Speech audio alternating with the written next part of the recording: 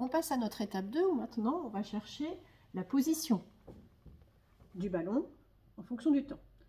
Même démarche, on sait que la vitesse c'est la dérivée du vecteur position OM par rapport au temps.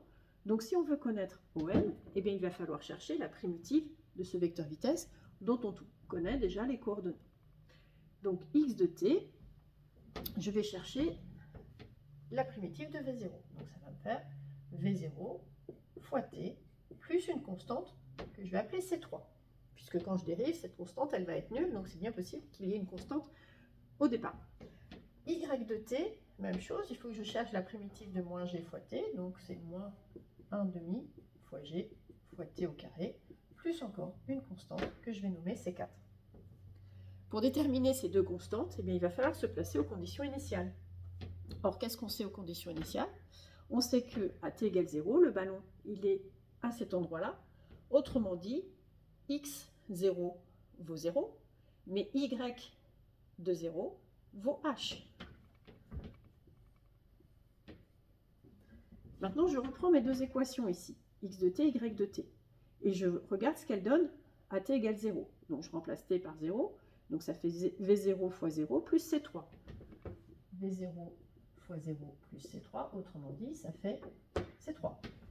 Et dans celle-ci, moins 1 demi g fois 0 au carré plus c4. Donc, autrement dit, moins 1 demi fois g fois 0 au carré plus c4, autrement dit, ça fait c4. J'en déduis que mon x0 correspond à c3, donc c3 égale 0.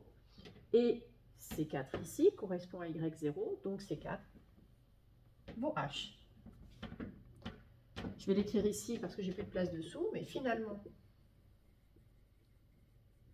mes équations de position horaire, mes équations horaires de position, ça me donne x de t égale v0 fois t plus 0, y de t moins 1 demi fois g fois t carré plus h.